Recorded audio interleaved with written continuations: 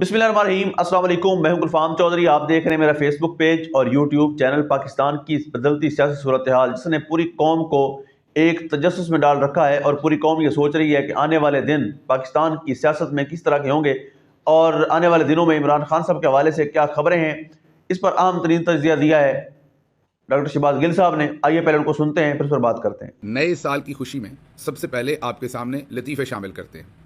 जी हाँ, आप हैरान हो रहे होंगे कि सीरियस व्लॉग में लतीफ़ों का जिक्र कहाँ से आ गया। ये मैं नहीं कह रहा, ये भाई हफीज़ुर रहमान ने आपके लिए इंतज़ाम किए हैं। हफीज़ुर रहमान कौन है? Major general retired Hafeezur Rahman, chairman PTA. उन्होंने आज पूरी कौम को नए साल के पहले दिन लतीफ़े सुनाकर खुश करने की कोशिश की है। ये लतीफ़े भी उन्होंने घर में या ड्राइंग रूम में या ऑफिस में बैठ के नहीं सुनाए, बल्कि उन्होंने ये सुनाए हैं पार्लियामेंट की जो कायमा कमेटी है उसमें जाके। आपने अपनी ज़रा कुर्सी को थाम के बैठ के ये लतीफ़ा सुनना है, क्योंकि फ़ौज से रिटायर्ड है, लेकिन उसके बावजूद आपको पता है कि रोज़गार के गम होते हैं, इसलिए उनको दोबारा से अपॉइंटमेंट किया गया चौधरी साहब की तरफ से, और अब वो पीटीए के चेयरमैन हैं। Major general retired Hafeezur Rahman, हम उन्हें प्यार से पाफीज़ कहते हैं। क्यों कहते हैं वो भी आपको इस खबर के बाद समझ आ जाएगी। पाफीज़ ने आज पार्लियामेंट की कायमा कमेटी को या उनके सामने ये लतीफ़ा सुनाया कि मुझे तो पता ही नहीं कि इंटरनेट बंद करना कोई जुर्म है। उन्होंने कहा कि अगर ये जुर्म है तो हमें पहले बता देते ताकि हम बंद ही ना करवाते। हमें तो आज आपसे पता चल रहा है कि इंटरनेट बंद करना जो है वो जुर्म है। ये किसका कहना है? ये major general retired Hafeezur Rahman साहब का है, जिन्हें हम प्यार से इसी वजह से, उनकी इन्हीं बातों की वजह से पाफीज़ कहते हैं। तो पाफीज़ साहब आज गए पार्लियामेंट की जो कायमा कमेटी है उसके सामने। वहाँ पर आईटी की मिनिस्ट्री भी थी और वहाँ पर पीटीए भी था, और जो उसके अंदर मेंबरान थे, सेनेटर्स थे, वो सवालात पूछ रहे थे कि ये आपने इंटरनेट क्यों इतना बंद कर दिया है। चलें, यूट्यूब आपने उसके ऊपर तो आपको पता ही है कि आप हमारे जब वीलॉग देखने की कोशिश करते हैं तो वहाँ पर क्या होता है, और एक्स को मुकम्मल ही बैन किया हुआ है। लेकिन अब तो लोग व्हाट्सएप पर जो ज़रूरी वॉइस नोट्स भेजने हैं को लोग काम करते हैं। अब सारी वीडियोज़ जो हैं वो गानों की या दूसरी नहीं होती।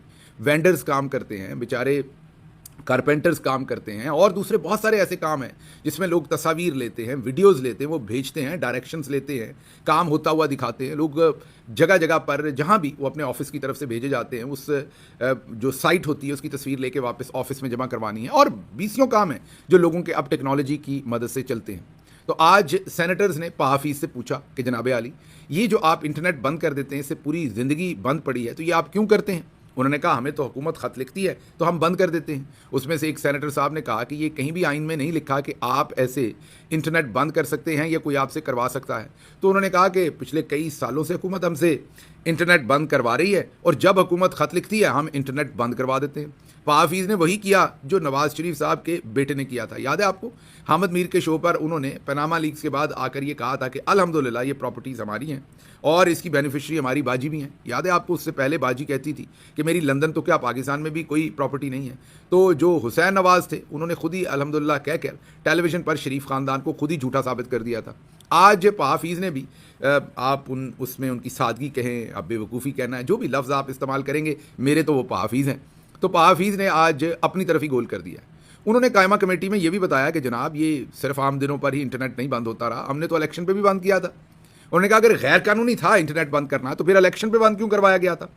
और उन्होंने कहा कि हुकूमत हमें बार बार खत लिखती है, हम इंटरनेट बंद कर देते हैं। फिर उनसे पूछा गया कि आए दिन हुकूमत बता देती है कि ये, या चौधरी साहब फैला देते हैं खबर कि ये शार्क ने पाकिस्तान की इंटरनेट की केबल काट ली, खा ली, तो क्या ये वाकई शार्क जो है ये इंटरनेट की केबल को खाती है, काटती है? तो उन्होंने कहा नहीं, शार्क ये काम नहीं कर सकती, ये काम सिर्फ पाहफीज़ कर सकता है, और पाहफीज़ कर सकता है जब उनके पास ये ख़त आया हो हुकूमत की तरफ से। तो पाहफीज़ फिर समंदर में जांगिया पहनते हैं। आप ज़रा एक मिनट के लिए सोचें, पाहफीज़ को जांगिया पहना हुआ है, काली ऐनक लगाई हुई है, समंदर के किनारे पहले खड़े होते हैं, फिर छलांग मारते हैं, फिर अंदर केबल ढूंढते हैं और फिर दांतों से काट देते हैं।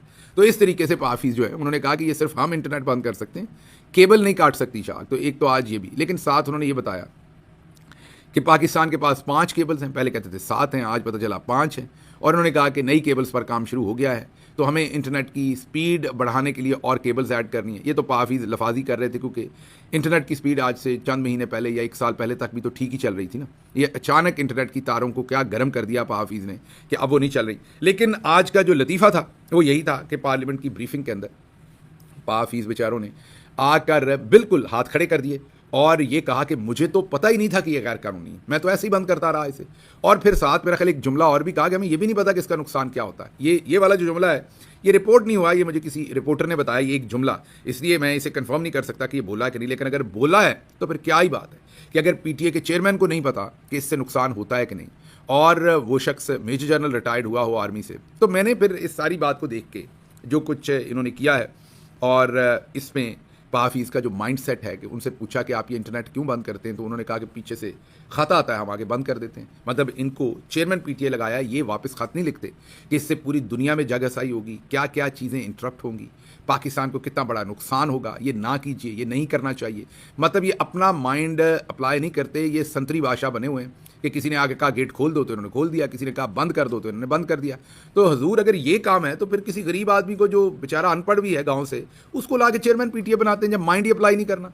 खत आया करेगा, वो अगर अंग्रेजी में खत नहीं भी पढ़ सकेगा वो घंटी बजाएगा, जब कासद अंदर आएगा तो वो उसको खत पकड़ाएगा और उसको कहेगा कि भाई ये जो खत में लिखा है ना ये इंप्लीमेंट कर दो। अगर हाफिज साहब आपका यही काम है तो फिर किसी गांव वाले को नौकरी दें जो पढ़ा लिखा नहीं है। और दूसरी आप ये सोचें कि इस माइंडसेट के साथ हाफिज जो है वो मेजर जनरल के ओहदे तक पहुंचे हैं। वाह वाह वाह, माशाल्लाह। अच्छा, तीसरी बात, अब हमारा मशवरा है कौम के नाम।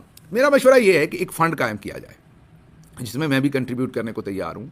हस्बे तौफीक तमाम पाकिस्तानी उसमें कंट्रीब्यूट करें, और ऐसे तमाम लोग जो रिटायर्ड होते हैं लेकिन उसके बावजूद रोज़गार की तलाश में होते हैं कि उन्हें नौकरी चाहिए, उसके बावजूद गुजारा नहीं होता, तो उनको फिर घर बैठे हम ये तनख्वाह दे सकें। क्योंकि पाफीज़ की तरह अगर आप उन्हें दफ्तरों में घुसा देंगे तो वो तो बहुत नुकसान करते हैं, और आपके सामने है जो नुकसान पाफीज़ कर रहे हैं कि ना माइंड अप्लाई करते हैं, ना उन्हें रीजनिंग का पता है, ना कोई जस्टिफिकेशन है, ना बैकग्राउंड है, बस यस सर, वो जो उनकी ट्रेनिंग हुई है कि जो ऊपर से ऑर्डर आया यस सर, सही आया या गलत आया, उसमें माइंड अप्लाई नहीं करना, वही काम वो कर रहे हैं। तो ये बहुत ही अफसोसनाक आज चीज़ें पता चली हैं, और पता चला है कि हम इसमें भी नंबर 1 बनने वाले हैं, इंटरनेट की स्पीड में भी और बंद करने में भी। बस करीब करीब है, हमने आपको बताया था कि म्यांमार जो है वो नंबर 1 है, उसके बाद हम हैं, बस करीब करीब हैं, थोड़ा सा और काम रह गया तो हम कर देंगे। 1831 घंटे, 1831, 1831, ये है नंबर उन घंटों का जो 2024 में इंटरनेट बंद रहा। ये बनते हैं 76 दिन, 77 डेज, ये बनते हैं तकरीबन 2.5-3 महीने।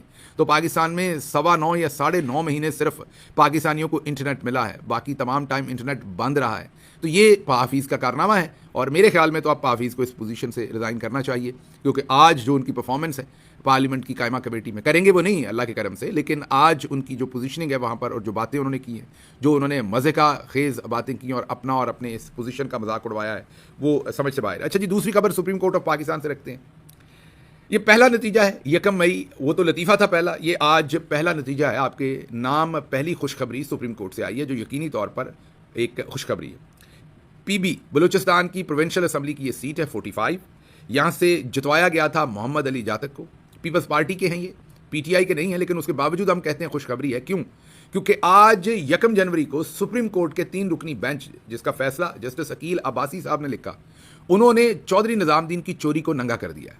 तफसीली फैसले के अंदर उन्होंने वो कुछ लिख डाला है कि अब सबके सामने सुप्रीम कोर्ट की तरफ से स्टैंप हो गया कि किस तरीके से जस्टिस लानत, इलेक्शन कमीशन ऑफ जी बिल्कुल, जिस तरह से आपने सुना डॉक्टर शहबाज गिल साहब ने इस पर डिटेल से बताया कि इस वक्त पाकिस्तान तहरीक इंसाफ के हवाले से क्या अपडेट्स हैं, इमरान खान साहब के केसेस के हवाले से क्या अपडेट्स हैं, और पाकिस्तान की सियासी सूरत हाल में सियासी जमातों का क्या किरदार है, कौन कहाँ पर खड़ा है। और ये सुनने के बाद यकीनी तौर पर जो पाकिस्तान का सियासी सिनेरियो है वो वाज़ेह हो जाता है, और लगता यह है कि आने वाले दिन पाकिस्तान की सियासत में बड़े अहम तरीन साबित होने जा रहे हैं, और आने वाले दिनों में बहुत बड़ी तब्दीलियाँ मुतवक्के हैं। अल्लाह पाक वतन अजीज़ का हामी और नासिर हो।